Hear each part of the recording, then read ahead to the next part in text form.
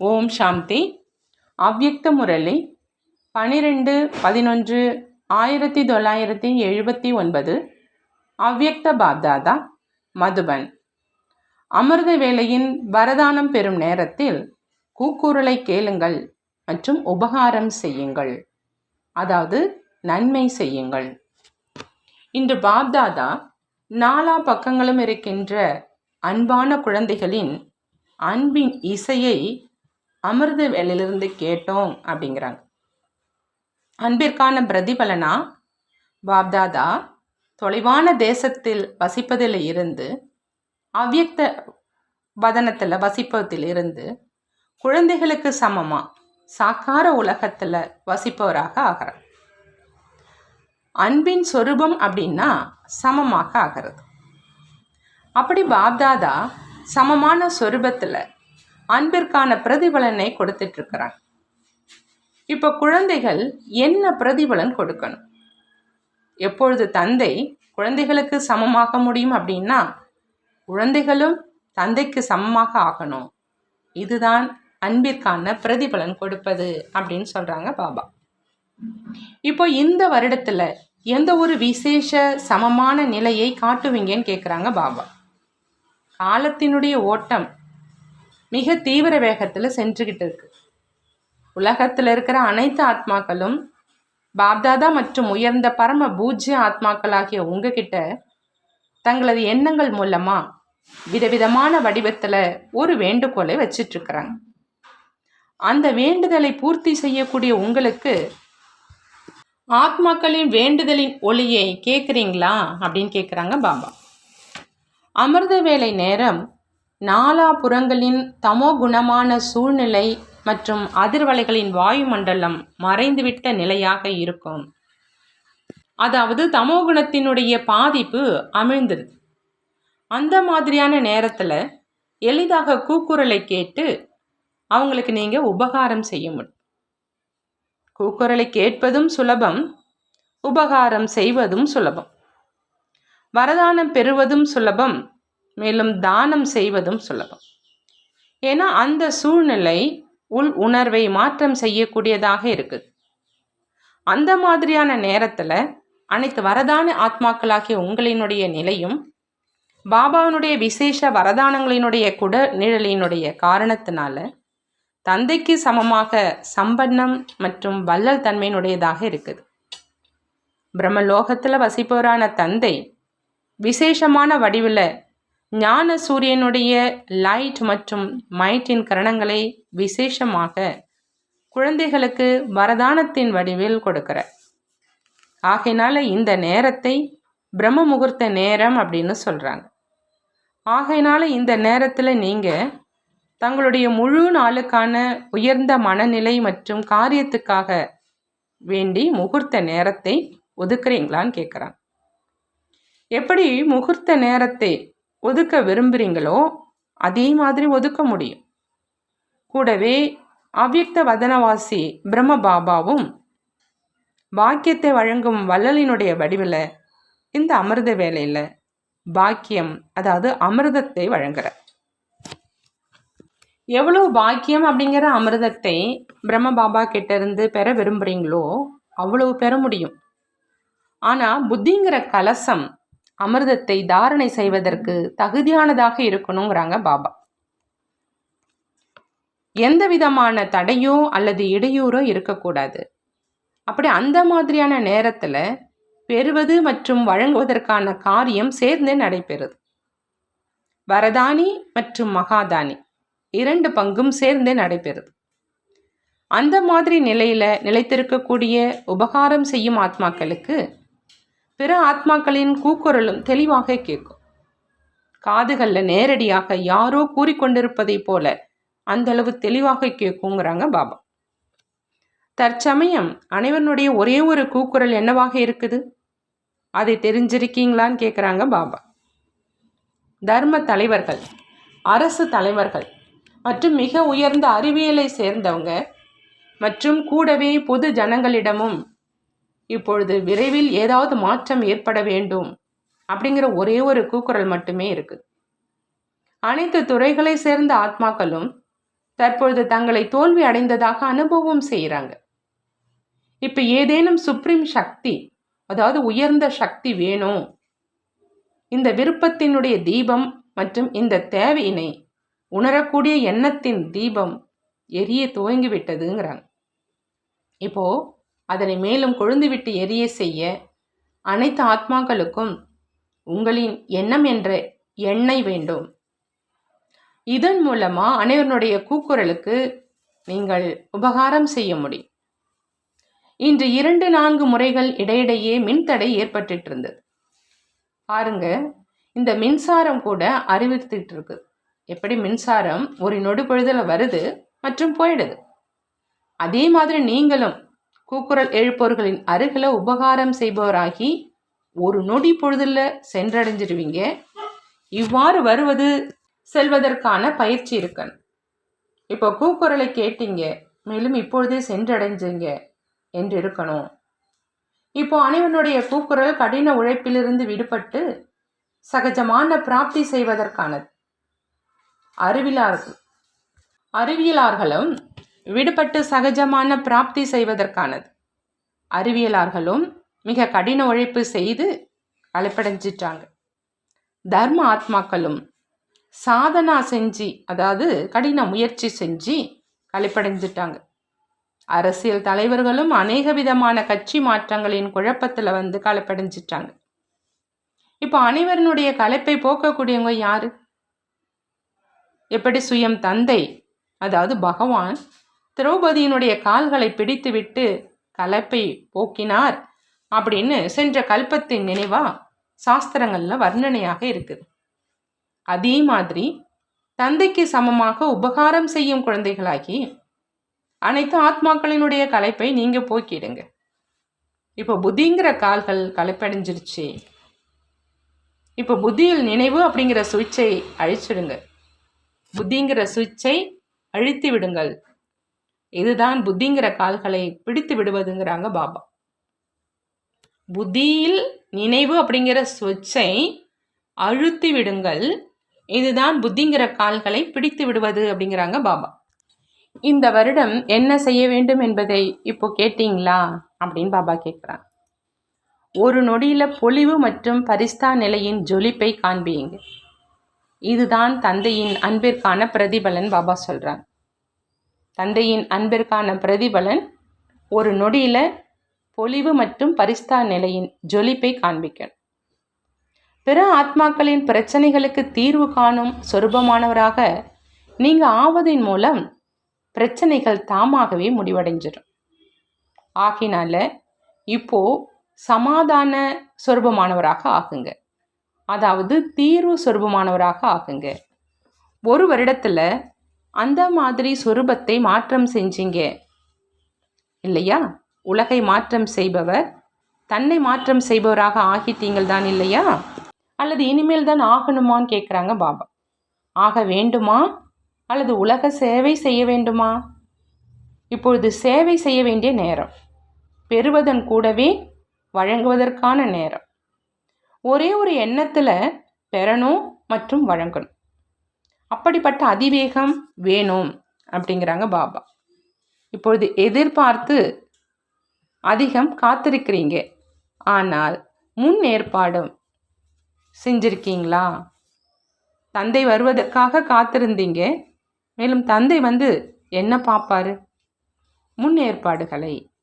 அப்படி ஏதாவது முன்னேற்பாடுகள் செஞ்சிருக்கீங்களா அப்படின்னு பாபா கேட்குறாங்க.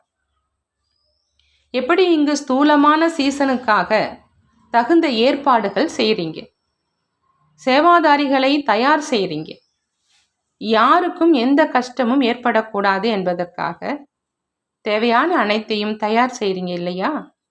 நேரம் வீணாகக்கூடாது, எங்கும் வரிசையில் காத்திருக்கக்கூடாது. அப்படியெல்லாம் முன்னேற்பாடு செஞ்சு இதற்காக அனைத்து வழிகளையும் கடைபிடிக்கிறீங்க. இதுவோ பிராமணர்களின் மதுபனின் சீசன். ஆனால் இப்பொழுது எவ்வாறான கடைசி சீசன் வர இருக்குது? அனைத்து ஆத்மாக்களுக்கும் கதி சத்கதி வழங்கக்கூடிய சீசன் வர இருக்குது. அதற்கான வழிமுறைகளை கடைபிடிச்சிருக்கீங்களா அப்படின்னு பாபா கேட்குறாங்க. துடித்து கொண்டிருக்கும் ஆத்மாக்களுக்கு வரிசையில் காத்திருக்கும் கஷ்டத்தை கொடுக்கக்கூடாது. வந்து கொண்டே இருக்க வேண்டும், மேலும் பெற்று சென்று கொண்டே இருக்க வேண்டும். துடித்து கொண்டிருக்கும் ஆத்மாக்கள் ஒரு நொடி பொழுது கூட காத்திருக்க கூடாது. ஐயோ ஐயோ அப்படின்னு கதறுவாங்க. அந்த மாதிரி சீசனுக்காக முன்னேற்பாடுகள் செய்திருக்கீங்களா அப்படின்னு பாபா கேட்குறாங்க. மகாரதிகளை, அதாவது பெரியவர்களை கியூவில் காத்திருக்க வைக்கக்கூடாது. மற்றும் நொண்டி முடமாக இருக்கும் அந்த மாதிரி ஆத்மாக்களை வரிசையில் காத்திருக்க செஞ்சு என்ன செய்ய போறீங்க? லண்டனிலும் கியூ ஏற்படுத்துவீங்களா என்ன? வெளிநாட்டவர்கள் கியூவில் காத்திருப்பீங்களா? பிறகு என்ன செய்வீங்க? எவரடி ஆக வேண்டியதாக இருக்கும்? பாரதவாசிகளோ அல்லது வெளிநாட்டினரோ யாரா இருந்தாலும் எவரடி ஆகாமல் மாஸ்டர் கதி சத்கதி வழங்கும் வள்ளலாக ஆக முடியாது. முயற்சி செய்யும் வாழ்க்கையிலேயே அதிகமாக இருப்பதிலிருந்து இன்னும் சற்று மேலே சென்று இப்பொழுது வள்ளல் தன்மையினுடைய நிலையில இருங்க. ஒவ்வொரு நொடியும் வள்ளல் தன்மையுடையவராகி இருங்க. அப்போ உங்கள் அனைவருக்கும் நொடி பொழுதுல ஹை ஜம்ப் ஆயிடும். வள்ளலாகி வழங்குறதுல முழு ஈடுபாட்டோடு இருந்தீங்க அப்படின்னா மாயாவும் உங்களை பார்த்து தாக்குதல் செய்வதற்கு பதிலா வணங்கி நமஸ்காரம் செய்யும் அப்படின்னு சொல்றாங்க பாபா. வள்ளலாகி வழங்குவதில் முழு ஈடுபாட்டோடு இருந்தீங்க அப்படின்னா மாயா உங்களை பார்த்து தாக்குதல் செய்வதற்கு பதிலாக வணங்கி நமஸ்காரம் செய்யுங்கிறாங்க பாபா. இப்போ என்ன செய்யணும்னு புரிந்ததான்னு கேட்குறாங்க. நாலாபுறங்களிலும் இருக்கின்ற குழந்தைகளுக்கு சாக்கார ரூபத்தில் தொலைவில் இருந்தாலும் ஆனால் அன்பின் காரணமாக அருகாமையில் இருக்கீங்க. அந்த மாதிரி அன்பான மற்றும் அருகாமையில் இருக்கும் குழந்தைகளுக்கு பாப்தாதா சமமாக ஆக்குக அப்படிங்கிற வரதானத்தோடு நினைவிற்கான ரிட்டர்ன், அதாவது பிரதிபலன் கொடுத்துட்ருக்குறாங்க. அப்போது மின்தடை ஏற்பட்டது. குழப்பமான நேரத்திலும் நிலை ஆடாது அசையாது இருக்கணும்னு பாபா சொல்கிறாங்க. இதுவும் ஒன்றும் இல்லை. கடைசி நேரத்திலோ எவ்விதமான சாதனமும் கிடைக்காது. இப்பொழுதும் அதிகமான சாதனங்கள் இருக்குது. சூழ்நிலை குழப்பம் தருவதாக அமைந்தாலும் ஆனால் நினைவு மற்றும் உள் உணர்வில் ஆடாது அசையாது இருக்கணும். இந்த விதமான பயிற்சியினை செய்யுங்க. இது என்ன ஆயிற்று என்பது போல் சிறிதளவும் குழப்பம் வரக்கூடாது. அப்படி இந்த பயிற்சி ஆகி கொண்டிருக்குது. பாப்தாதாவுக்கும் நாடகப்படி இந்த பழைய உலகின் ஏதாவது காட்சிகளை காண்பிக்க வேண்டியதாக இருக்கும் இல்லையா அப்படிங்கிறாங்க பாபா. நல்லது. பாபா பயிற்சி செய்ய சொல்கிறாங்க. அதாவது கடைசி நேரத்தில் எந்த விதமான சாதனமும் கிடைக்காது. இப்போ அதிகமான சாதனங்கள் இருக்குது. சூழ்நிலை குழப்பம் தருவதா இருந்தாலும் நினைவு மற்றும் உள் உணர்வில் ஆடாது அசையாது இருப்பதற்கான பயிற்சி செய்யுங்க அப்படிங்கிறார். அப்படி எப்பொழுதும் உபகாரி, ஒவ்வொரு வினாடியும் கதி சத்கதி வழங்கும் மாஸ்டர் வள்ளல், சக்திகளின் களஞ்சியத்தால் நிரம்பிய குறைவில்லாத பொக்கிஷத்தின் வள்ளல், அனைத்து ஆத்மாக்களின் களைப்பை அகற்றக்கூடிய களைப்பற்ற சேவாதாரி. அந்த மாதிரி தந்தைக்கு சமமான நெருக்கமான குழந்தைகளுக்கு பாப்தாதாவின் அன்பு நினைவுகள் மற்றும் நமஸ்காரம் செய்கிறாங்க. நாம் நம்மளுடைய பாப்தாதாவுக்கு அன்பு நினைவுகள் மற்றும் நமஸ்காரம் செய்வோம். வெளிநாட்டு குழந்தைகளோடு அவ்யக்த பாப்தாதாவினுடைய சந்திப்பு. அனைவரும் எப்பொழுதும் ஒரே ரசனையை நிலையில் நிலைத்திருந்து கொண்டே மற்றவர்களையும் ஒரு தந்தையோடு சம்பந்தத்தை ஏற்படுத்துவதிலும் அனைத்து பிராப்திகளை செய்விப்பதிலும் முழுமையாக ஈடுபட்டு கொண்டே இருக்கிறீங்களா அப்படின்னு பாபா கேட்குறாங்க. ஒரு தந்தை தவிர வேறு யாரும் இல்லை அப்படின்னு அந்த மாதிரியான நிலை நிரந்தரமாக மற்றும் இயல்பானதாக உருவாகி இருக்கிறதா அல்லது உருவாக்க வேண்டியதாக இருக்குதா? பயிற்சி செய்ய வேண்டியதாக இருக்குதா அல்லது இயல்பாகவே இந்த நிலை இருக்குதான்னு பாபா கேட்குறாங்க. எந்த நிலை வரை வந்து அடைந்திருக்கீங்கன்னு கேட்குறாங்க. எப்போது தன்னுடைய மற்றும் தந்தையினுடைய அறிமுகம் கிடைச்சிருச்சு அப்படின்னா பிறகு அடிக்கடி கவனம் கொடுக்க வேண்டியதின் அவசியம் இருக்குதா? மாயா தொந்தரவு செய்தா அப்படின்னு கேட்குறாங்க பாபா. தற்போதைய நேரம் வணங்கி நமஸ்காரம் செய்யும் நேரமே அன்றி தாக்குவதற்கான நேரம் அல்ல. இதுவரையிலும் மாயாவினுடைய தாக்குதல் இருக்குதான்னு கேட்குறாங்க பாபா. நேரத்துக்கு தகுந்த மாதிரி எப்படி உங்களுடைய நிலை முன்னேறி சென்று கொண்டு இருக்குதோ அப்போ மாயாவினுடைய தாக்குதல் இருக்கக்கூடாது. ஒருவேளை மாயா வந்தாலும் அதை விளையாட்டு அப்படின்னு புரிஞ்சு பாருங்க. எப்படி பார்வையாளராகி எல்லைக்குட்பட்ட நாடத்தை பார்க்குறீங்க, அந்த மாதிரி இந்த மாயாவின் விளையாட்டை நாடகமாக புரிஞ்சுக்கிட்டு பாருங்க. அப்போ மிகுந்த மகிழ்ச்சி ஏற்படும். பிறகு பயப்பட மாட்டீங்க. ஆகையினால அந்த மாதிரியான நிலை தற்பொழுது இருக்கணும் அப்படிங்கிறாங்க பாபா. எந்த விதமான பயங்கர ரூபத்தில் மாயா வந்தாலும் ஒருவேளை அதை நீங்கள் ஒரு பொம்மை அப்படின்னு புரிஞ்சுக்கிட்டா அது விளையாட்டாக ஆகிடும். எப்படி விளையாடுறவங்க வேட்டை செய்கிறாங்க, அதிலும் எதிர்த்தாக்குதல் இருக்கும். ஆனால் வேட்டையாடுவது அப்படின்னு புரிந்து கொண்ட காரணத்தினால அவங்க பயப்படுறது கிடையாது, குஷி அடைகிறாங்க. நீங்கள் அனைவரும் மாயாவை வேட்டையாடுறவங்க ஒருபொழுதும் பயப்படுறது கிடையாது, மாறா குஷி அடைவாங்க. இந்த முறை மதுபனில் இருந்து எப்பொழுதும் விளையாட்டு வீரராகி விளையாட்டை பார்ப்போம் அப்படிங்கிற இந்த உறுதியான எண்ணத்தை வச்சுட்டு போங்கங்கிறாங்க பாபா. வெளிநாட்டவர்களோடு மாயா தாக்குதல் செய்வதற்கு பதிலாக வணங்கி நமஸ்காரம் செய்ய தொடங்கிடணும். அந்த மாதிரி வெளிநாட்டவர் எண்ணுறீங்களா அப்படின்னு கேட்குறாங்க பாபா. இப்போ அனைத்து தரப்பில் இருந்தும் மாயாவினுடைய போர் முடிந்து விடணும். அடுத்து டீச்சர்களோடு அவ்யக்த பாப்தாதா சந்திக்கிறாங்க. பாபா சொல்கிறாங்க, டீச்சர்கள் அப்படின்னா அறிவுரை தரும் ஆசிரியர்கள் அப்படின்னு. தந்தையும் ஆசிரியர் வடிவில் தனது பங்கை செய்கிறார். அப்படி ஆசிரியர்கள் தந்தைக்கு சமமாக மாஸ்டர் உலகத்தின் ஆசிரியர் ஆகிட்டாங்க. எப்படி தந்தை உலகத்தின் ஆசிரியரோ பாரதத்துக்கு மட்டுமல்ல மற்றும் வெளிநாட்டிற்கு மட்டுமல்ல முழு உலகிற்கும் ஆசிரியர் அவர். அப்படி மாஸ்டர் ஆசிரியர் அப்படின்னா எல்லைக்கு அப்பாற்பட்ட ஆசிரியர்.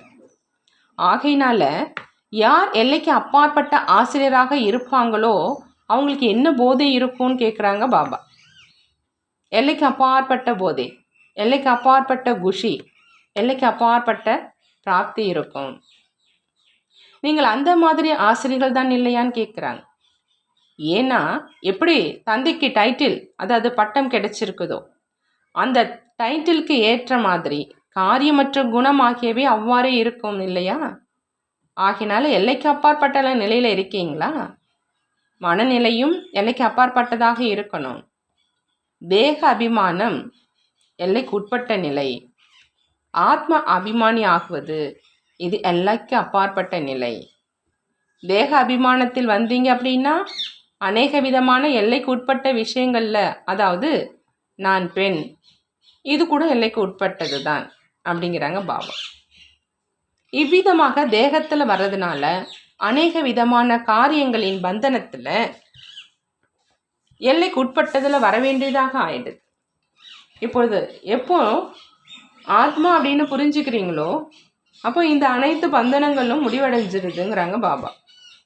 ஆகையினால நிலையும் எல்லைக்கு அப்பாற்பட்டதாக, அதாவது ஆத்ம அபிமானியாக இருக்கணும் அப்படிங்கிறாங்க பாபா. டீச்சர்கள் அப்படின்னா எல்லைக்கு அப்பாற்பட்ட நிலையில் இருக்கிறவங்க. டீச்சர்கள் அப்படின்னா பந்தனத்திலேருந்து விடுபட்டவங்க. எப்படி நாங்கள் கூட பந்தனத்திலேருந்து விடுபட்டவங்க தான் ஜீவன் முக்தி அடைவாங்க அப்படின்னு சொல்கிறீங்க. அப்படி யார் எல்லைக்கு அப்பாற்பட்ட நிலையில் இருப்பவராக இருப்பாங்களோ அவங்க தான் பந்தனத்திலிருந்து விடுபட்டவராக ஜீவன் முக்தாகவும் இருப்பாங்க. எதிர்கால ஜீவன் முக்தி கிடையாது, தற்சமயத்தினுடைய ஜீவன் முக்தி.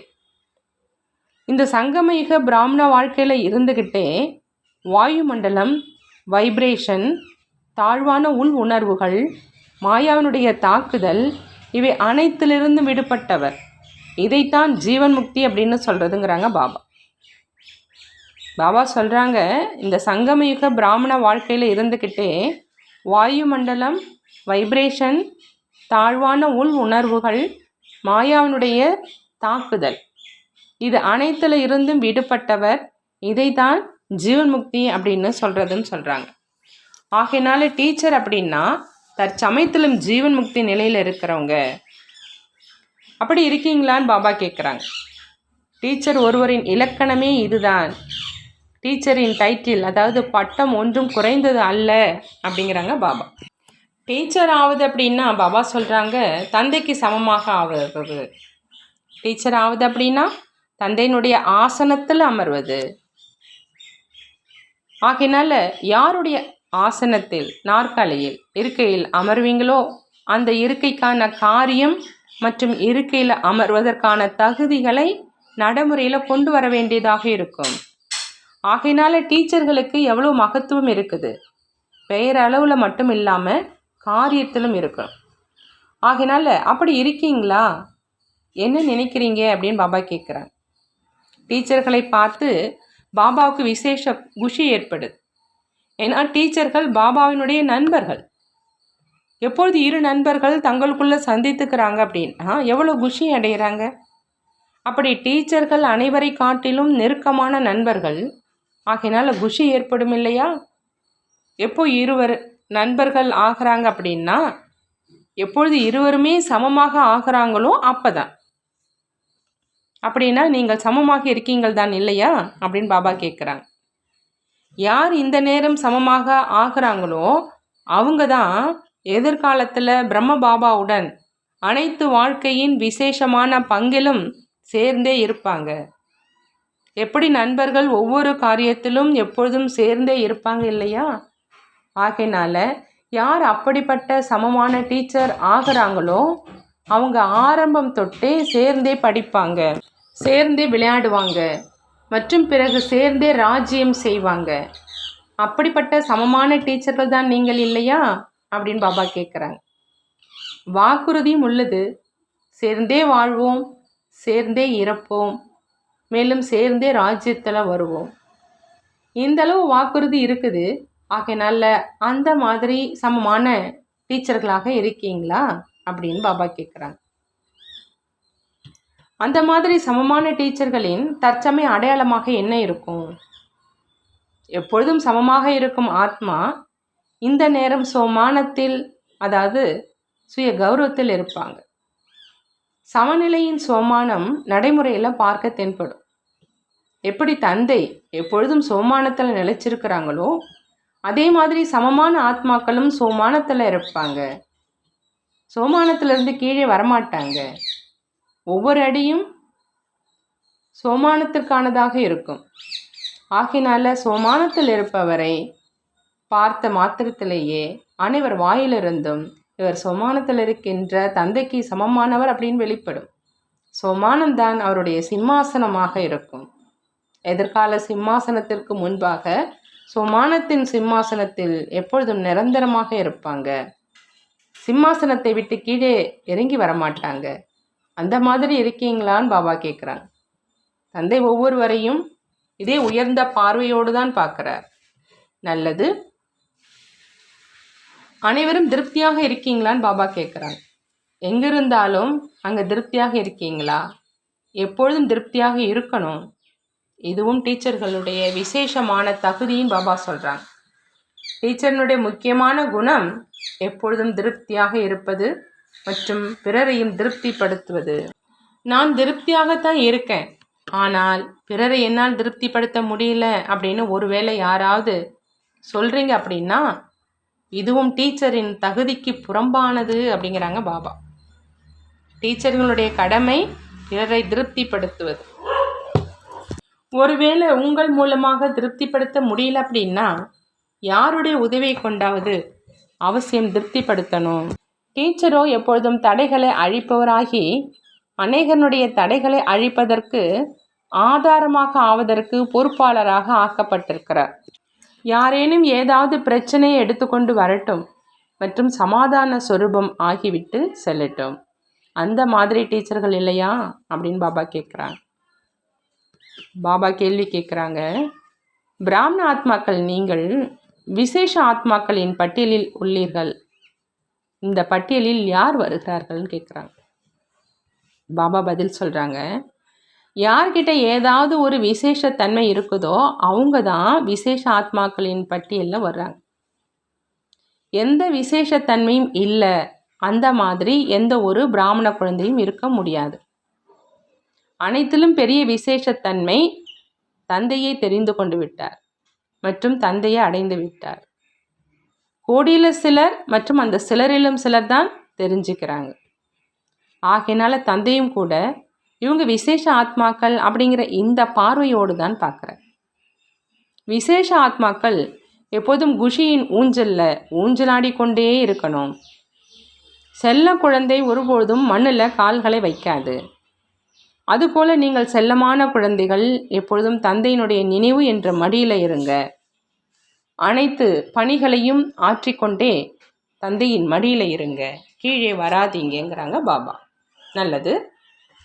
வரதானம்: எண்ணம் மற்றும் வார்த்தையின் விஸ்தாரத்தை சாரத்தில் கொண்டு வரக்கூடிய அந்தர்முகி, அதாவது உள்நோக்கு முகமுடையவர் ஆகுக. அந்தர்முகியாக ஆகணும்னா அதுக்கு பாபா சொல்கிறாங்க, எண்ணம் மற்றும் வார்த்தையின் விஸ்தாரத்தை சாரத்தில் கொண்டு வரணும் அப்படின்னு. வீண் எண்ணங்களினுடைய விஸ்தாரத்தை உள்ளடக்கி சாரத்தில் நிலைத்து விடுவது மற்றும் வாய் மூலம் வெளிப்படும் வீண் வார்த்தைகளை உள்ளடக்கி சக்திசாலியாக, அதாவது சாரத்தில் கொண்டு வருவது, இதுதான் உள்நோக்கு முகம் அப்படின்னு பாபா சொல்கிறாங்க. அந்த மாதிரி உள்நோக்குமுடைய குழந்தைகள் தான் அமைதியினுடைய சக்தி மூலமாக அலைந்து கொண்டிருக்கும் ஆத்மாக்களுக்கு சரியான புகலிடத்தை காண்பிக்க முடியும். இந்த அமைதியினுடைய சக்தி அநேக விதமான ஆன்மீக வண்ணங்களை காண்பிக்குது. அமைதியினுடைய சக்தியின் விளைவாக ஒவ்வொரு ஆத்மாவினுடைய மனதின் வார்த்தைகளானது நேர் எதிரில் ஒருவர் என்று பேசுவதை போல அவ்வளவு தெளிவாக கேட்க தோணும் அப்படிங்கிறாங்க பாபா. ஸ்லோகன்: சுபாவம், சமஸ்காரம், சம்பந்தம் தொடர்பில் லேசாக இருப்பது என்றால் பரிஸ்தா ஆவது. சுபாவம், சமஸ்காரம், சம்பந்தம் தொடர்பில் லேசாக இருப்பது அப்படின்னா பரிஸ்தா ஆகுதுங்கிறாங்க பாபா. நல்லது. ஓம் சாந்தி. நன்றி பாபா, நன்றி.